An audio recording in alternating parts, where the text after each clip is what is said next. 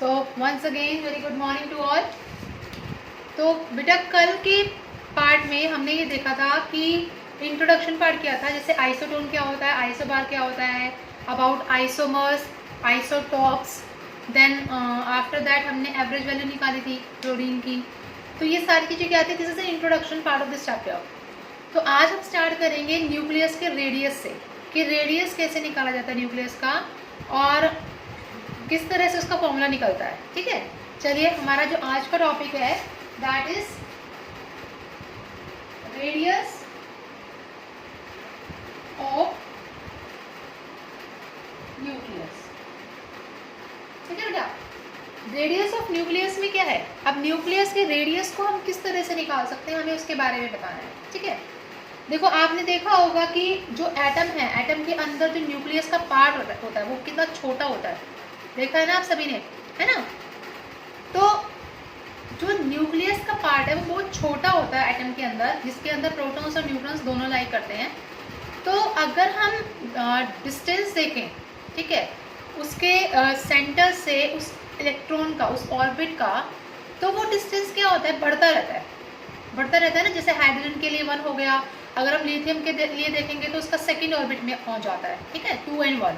तो उसका जो डिस्टेंस है सेंटर ऑफ द सरफेस से वो क्या करता जाता है, बढ़ता जाता है। लेकिन उनकी डेंसिटीज कैसे रहती है, आइडेंटिकल रहती है। हर एक एटम की जो डेंसिटी है वो कैसे रहेगी, सेम रहेगी डेंसिटी। मास पर यूनिट वॉल्यूम कैसा रहेगा उसका, सेम रहेगा। अब वो कैसे रहेगा उसको हमने ग्राफ के अकॉर्डिंग दिखाना है, और ग्राफ से हम ये बताएंगे कि जैसे जैसे हम डिस्टेंस को इंक्रीज करेंगे वैसे वैसे जो आपकी डेंसिटी है वो डिक्रीज हो जाएगी, और साइज जो है वो क्या होता जाएगा, चेंज होता जाएगा। क्या होता जाएगा, चेंज। सबसे पहले हमने क्या बात करी, ये देखिए यहाँ पर, अगर मैं एक ग्राफ बना रही हूँ किस किस के बीच में, डेंसिटी और डिस्टेंस के बीच में। ये आपके पास है डेंसिटी, ये है आपके पास distance, density and distance.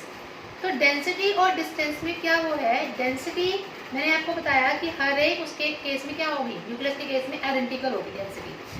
It means कुछ टाइम तक तो वो डेंसिटी क्या रहेगी, आइडेंटिकल रहेगी, सेम रहेगी। लेकिन एक टाइम ऐसा आएगा कि अगर हम डिस्टेंस को इंक्रीज कर रहे हैं तो आपकी डेंसिटी में क्या होती जाएगी, डिक्रीज होती जाएगी। देखिए यहाँ से देखिए, आपकी जो डेंसिटी है वो क्या होती जा रही है, डिक्रीज होती जा रही है डिस्टेंस के साथ साथ। ठीक है, तो यहाँ से अगर हम एक रिलेशन निकालना चाहें हमारे आर का, तो कैसे निकालेंगे, कैसे उसको वो करेंगे। आपको ये भी पता है कि डेंसिटी किसके इक्वल होता है बेटा, मास बाय वॉल्यूम के। ये देखिए डेंसिटी का फॉर्मूला क्या होता है बेटा, मास पर यूनिट वॉल्यूम, है ना। वॉल्यूम एक न्यूक्लियस का, एक स्फीयर का किसके इक्वल होता है, 4/3 पाई आर क्यूब के इक्वल होता है ना। तो आपके पास कितना हो जाएगा बेटा, rho is equal to m by 4/3 pi r cube, ये आ जाएगा आपके पास। ठीक है, यहाँ से आर क्यूब की वैल्यू निकालिए बेटा, आर क्यूब किसके इक्वल हो जाएगा, R cube is equal to m by 4/3 pi into rho, इसके इक्वल हो जाएगा। ठीक है, अब मुझे एक चीज़ बताइए, आपके पास ये जो आपके पास ये आया मास, एटॉमिक मास, ठीक है, एम को हम ए भी कंसीडर कर सकते हैं because it is a atomic mass only, mass है। ठीक है, तो क्या हम क्या इसको एक लिख सकते हैं, R cube is equal to A by 4/3 pi rho, because mass है, मास सिंपल मास नंबर है ये एम। तो एम को, मास नंबर को हम और कैसे डिनोट करते हैं, ए से भी डिनोट कर सकते हैं, है ना। तो ए क्या हो गया बेटा, एटॉमिक मास नंबर हो गया आपका। अब यहाँ से आपने क्या करा, आर की वैल्यू निकाली। देखिए आर को अगर आप करेंगे तो कितना आ जाएगा बेटा आपके पास, 1/3 आ जाएगा इसके ऊपर, 1/3 आ जाएगा इसके ऊपर, यस और नो। ठीक है, तो ये जो आपका ये है दिस 4/3 पाई रो, ये आपके पास एक कांस्टेंट टर्म है, और इसको हम कंसीडर करते हैं बेटा रो आर नोट के इक्वल। किसके इक्वल कंसीडर करते हैं, आर नोट। ये एक तरह से एक डिस्टेंस है, R naught is equal to 4/3 pi rho का रेज़ टू पावर 1/3। ठीक है, तो आपके पास यहाँ से फॉर्मूला क्या बन जाता है, R is equal to R naught A raise to power 1/3। ठीक है, आर नोट क्या है, एक कांस्टेंट है, और इसकी वैल्यू क्या होती है, 1.1 फेंटोमीटर से लेकर 1.2 फेंटोमीटर तक होती है। ये फर्मी बोल सकते हो उसको आप। और आपको ये भी पता है कि 1 फर्मी कितने मीटर के इक्वल होता है बेटा, 1 fermi is equal to 10 raise to power -15 metre. इसके इक्वल होता है। ठीक है, तो यहाँ से हमने रेडियस का फॉर्मूला दिखा दिया और वो भी डेंसिटी के फॉर्म में आएगा। तो ऐसा होगा, देखिए आर और रो इनवर्सली प्रोपोर्शनल हो गई। ठीक है, पहले डेंसिटी आइडेंटिकल थी, उसके बाद क्या हो गई, रेज़ टू पावर 1/3 आ गया और भी तेरा डिक्रीज होती जा रही है। तो यहाँ से हमारा जो ग्राफ है वो देखिए और भी डिक्रीज होता जा रहा है हमारे पास। Similarly r is equal to are naught A raise to power 1/3, ये एक इंपॉर्टेंट फॉर्मूला आपका आर का, r is equal to are naught A raise to power 1/3 और 1 फॉर्मी किसके इक्वल होता है, 10 रेज़ टू पावर -15 मीटर के इक्वल होता है। यहाँ तक बताइए बेटा, किसी को कोई problem? I am giving you one numerical. ठीक है, इसमें क्या दे रखा है, एल्यूमिनियम दे रखा है। सपोज करिए एल्यूमिनियम का एटॉमिक नंबर और मास नंबर दे रखा है आपको 13 और 27। ठीक है, और एक और अदर एलिमेंट ले लिया हमने X, जिसका आपके पास एटॉमिक नंबर Z है और मास नंबर 64 है। तो आपको इन दोनों के रेडियस का रेशियो निकालना है। ठीक है, आपको ये भी पता है R is equal to are naught A raise to power 1/3 formula होता है। ठीक है, अब देखिए दोनों का केस लिखेंगे, एल्यूमिनियम का और X का, आर नॉट तो दोनों भी कैंसिल आउट हो जाएगा because R naught is a constant term. ठीक है, बचेगा क्या आपके पास, ए रह जाएगा और ए क्या है, एटॉमिक मास है, तो आपको एटॉमिक मास कंसीडर करना पड़ेगा उसका, है ना। तो रेशियो निकालना है आपको दोनों का, R1/R2। ठीक है, और उनका क्या आ जाएगा आपके पास, ए की पावर 1/3, ए मतलब उनका एटॉमिक मास। एटॉमिक मास कितना है इसका 27 और उसका कितना है 64, रेज़ टू पावर कितना होगा बेटा 1/3। अब 27 और 64 किसका क्यूब रूट होता है, 27 और 64 किसका क्यूब रूट होता है बेटा, 3/4। वेरी गुड बेटा, वेरी गुड। 3/4 का होता है आपके पास। ठीक है, तो हम यहाँ क्या लिखेंगे, 27 3 का क्यूब होता है और 64 4 का क्यूब होता है। तो अगर आप करोगे 3³/4³ रेज़ टू पावर 1/3, तो दोनों की रेज़ टू पावर 1/3 है, 3 से 3 कैंसिल आउट हो जाएगा, then you will get only 3/4। तो आपके पास रेशियो आ जाएगा R1/R2 is equal to 3/4। Okay बेटा, come back to the next part, that is the nuclear binding energy. देखिए न्यूक्लियर बाइंडिंग एनर्जी क्या होता है, न्यूक्लियर बाइंडिंग एनर्जी, ये क्या होता है न्यूक्लियर बाइंडिंग एनर्जी। देखिए आइंस्टाइन थ्योरी ये बताती है, आपको मैंने एक फॉर्मूला बताया था स्टार्टिंग में, E is equal to mc², लेकिन इसका रियलिटी फॉर्मूला क्या था, अगर रियल फॉर्मूला देखें तो इसका फॉर्मूला क्या था, कुछ याद आ रहा है, हमने करा था ड्यूअल नेचर में। E का फॉर्मूला क्या होता है बेटा, रूट ऑफ कितना होता है, p²c² प्लस m0² c⁻⁴। ये रियल फॉर्मूला होता है हमारा एनर्जी का। ठीक है, उसमें हम रेस्ट मास को क्या करते थे, 0 कर देते थे, वहाँ से हमने अपनी एनर्जी निकाली थी। ठीक है, P को mv कर दिया था, mc कर दिया था, तो mc² हो गया था हमारे पास। तो एनर्जी किसके इक्वल होगी, mc² के इक्वल हो गई। और इस थ्योरम का नाम क्या है, आइंस्टाइन थ्योरम, या फिर आइंस्टाइन एनर्जी बोल सकते हो आप बेटा। तो यहाँ से हमने क्या करना है, न्यूक्लियर बाइंडिंग एनर्जी में हमने कन्वर्ट करना है एनर्जी और मास को एक दूसरे में। ठीक है, एनर्जी कभी भी मास के बिना नहीं चल सकती और मास कभी भी एनर्जी के बिना नहीं चल सकता। तो मास और एनर्जी आपस में कैसे हैं, these are always related to each other. ठीक है, तो यहाँ से अगर हम m निकालना चाहें तो m किसकी इक्वल होता है क्या, E/c²। ठीक है, अगर इसका मास 1u हो जाए, 1u मतलब 1 AMU की बात कर रही हूँ मैं। ठीक है, तो 1u के लिए आपके पास कितना होता है वैगोडस नंबर, 1.66 × 10⁻⁴ कितना होता है वैगोडस नंबर, -27 kg। ठीक है, अब हमारे पास मास है, स्पीड ऑफ लाइट हमें पता है 3 × 10⁸ होती है, तब क्या हम एनर्जी निकाल सकते हैं, E is equal to mc² से m कितना होगा बेटा 1.66 × 10⁻⁻27 इंटू c कितना हो गया 3 × 10⁸ का होल स्क्वायर। ठीक है, एक इलेक्ट्रॉन वोल्ट में कन्वर्ट करने के लिए आपको क्या करना पड़ेगा, इसको 1.6 × 10⁻⁻19 से डिवाइड करना पड़ेगा। तो ये जूल किस में कन्वर्ट हो जाएगा बेटा, इलेक्ट्रॉन वोल्ट में।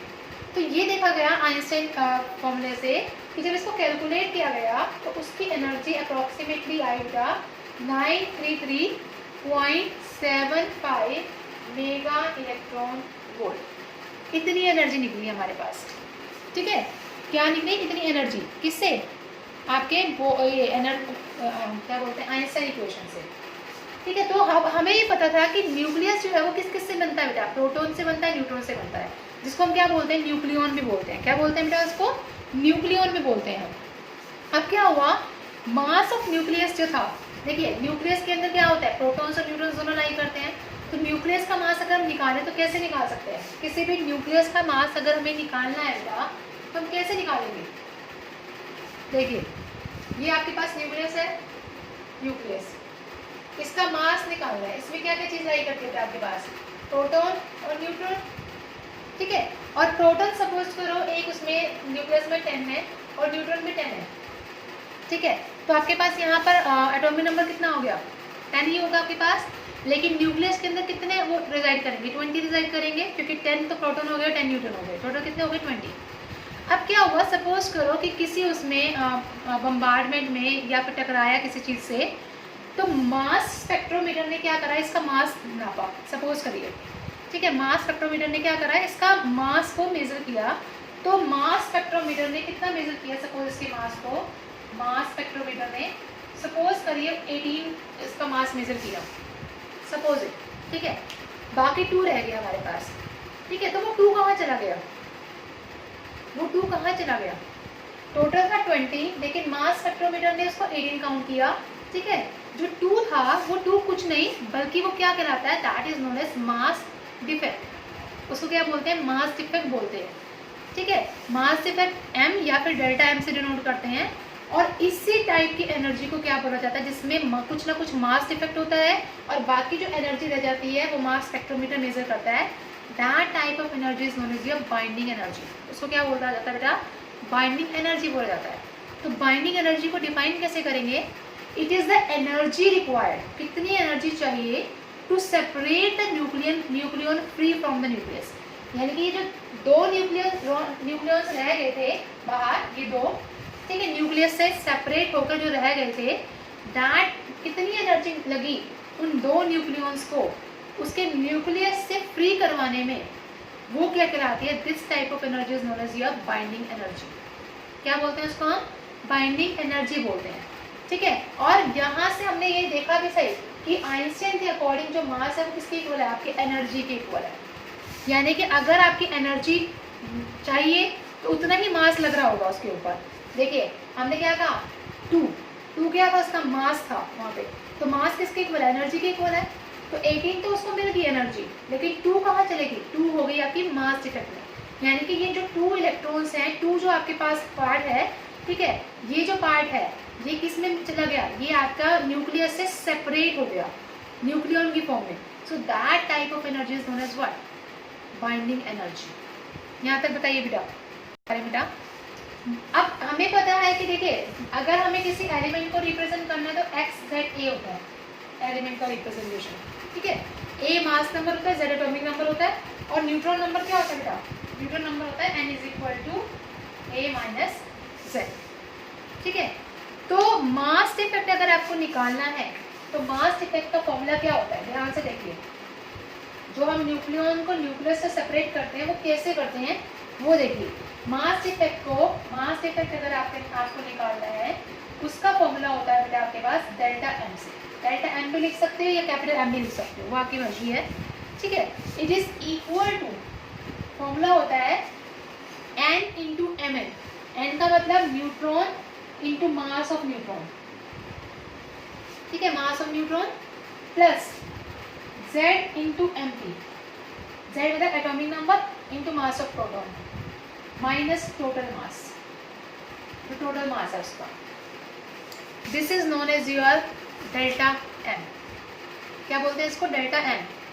एन न्यूट्रॉन के लिए बता रही हूँ, M N mass of neutron, Z उसका एटॉमिक नंबर हो गया प्रोटॉन का, ठीक है, mass of proton into minus of total mass. जैसे सपोज करिए एन जो था हमारे पास, न्यूट्रॉन कितना था हमारे पास? 10 था यहाँ पर, तो ये 10 आ जाएगा मास ऑफ न्यूट्रॉन, ठीक है, प्लस जेड कितना था आपके पास? एटॉमिक नंबर प्रोटॉन के इक्वल होता है 10 था, तो यहाँ 10 इंटू मास ऑफ प्रोटॉन, ठीक है, माइनस टोटल मास कितना था हमारे पास 20 था, तो माइनस 20, वहाँ से हम क्या निकाल सकते हैं, उसका मास इफेक्ट निकाल सकते हैं। और अगर आपको बाइंडिंग एनर्जी का फॉर्मूला मास इफेक्ट से करना है तो बाइंडिंग एनर्जी का फॉर्मूला होता है बेटा EB इज इक्वल टू, कुछ तो मास इफेक्ट में चला गया था मास, डेल्टा एन इंटू एनर्जी कितनी थी 933.75 mega electron volt. This is the formula for your binding energy. ये किसका फॉर्मूला है बेटा, बाइंडिंग एनर्जी का।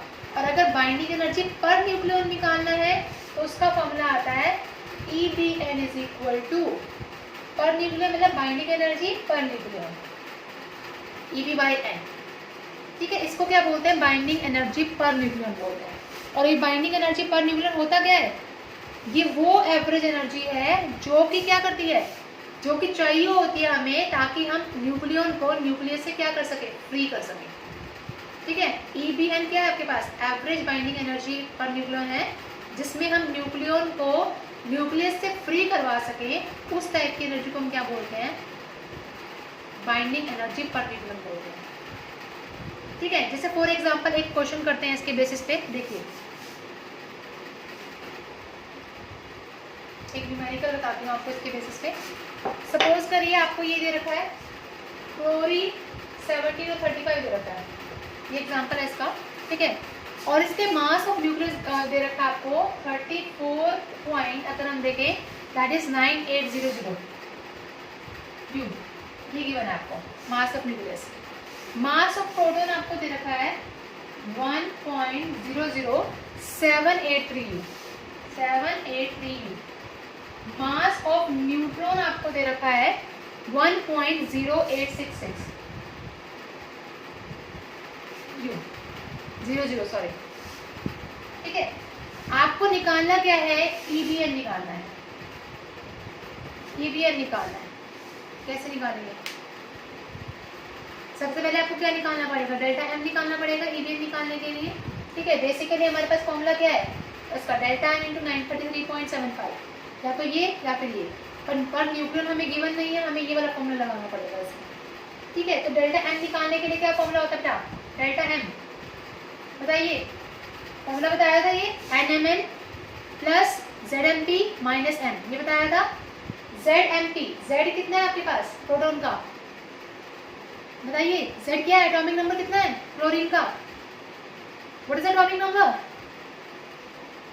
जल्दी से 17, यस। तो ये हो गया Z हो गया बेटा आपका 17 into what is the atomic number of proton, mass number of proton 1.00783 plus what is the neutron, N कितना दे रखा है आपको, N मास और न्यूट्रॉन तो है हमारे पास, लेकिन न्यूट्रॉन कितना होगा आपके पास, 35 माइनस 17 कर दोगे that is 18, yes 18 into 1.00866 minus total मास कितना दे रखा है न्यूक्लियस का 34.9800 U। इसको आप यहाँ से सॉल्व करेंगे, जो भी आंसर आएगा उसको EBN में पुट करेंगे, EBN is equal to delta M into 933.75 mega electron volt. इसमें आप इसकी वैल्यू पुट करके उससे मल्टीप्लाई कर देंगे, इसका आंसर आएगा बेटा 8.21 मेगा इलेक्ट्रॉन वोल्ट। सॉल्व करिएगा and send the answers to me.